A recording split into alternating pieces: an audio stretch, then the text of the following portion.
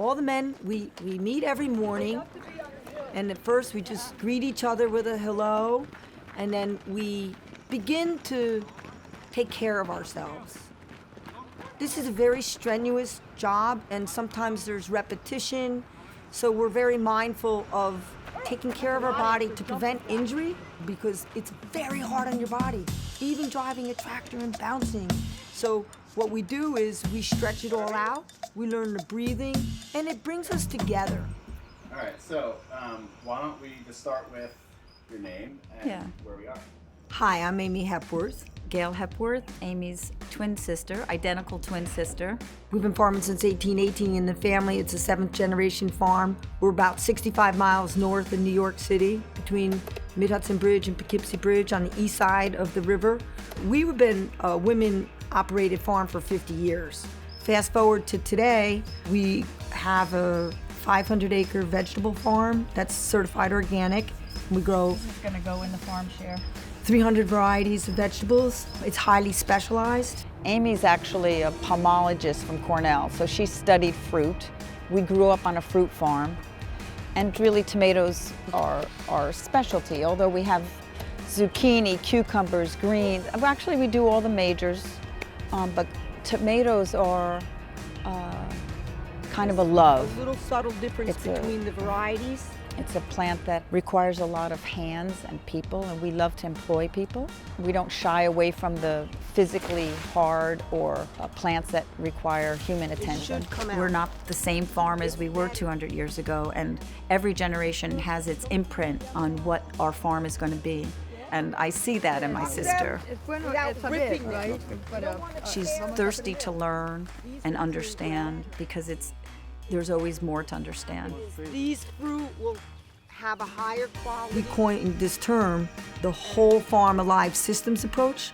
And in that, the whole farm includes the people, and it's a system where mechanisms within our ecology are at play. So our job is to be in observance of all of it.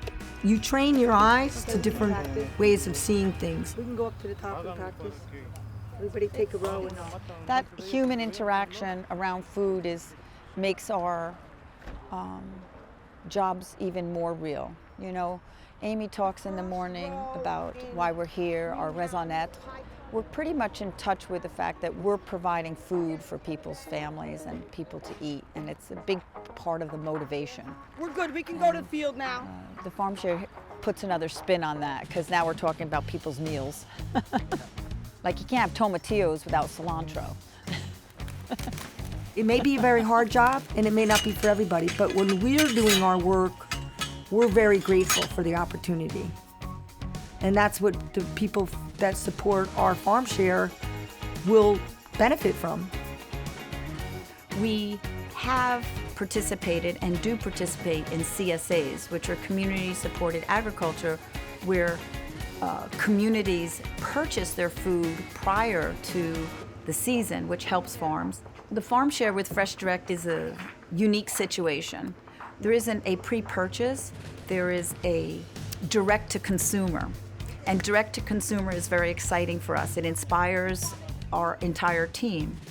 It's very personalized, actually, because even if we don't know the consumer directly, we know that we're picking that day, and the next day they're gonna have that box, you know? So that is a very direct connection to us, and we take it very seriously, and people enjoy it. The night before, everybody will, you know, there's a little chat, and they say what they think we should be picking, and then it comes together at the end of the day, where we pack it in the packing house. It involves the whole farm. You know, a commitment to local agriculture is far more important than what most people might imagine. And I think there's appreciation at FreshDirect for what that is, to run a program that relies on local produce. The people who pack, for example, know that the next person who's going to open up the box, it's in somebody's home, you know, and so there's a lot of pride that goes into the box. Yeah, it's been a good thing for the farm.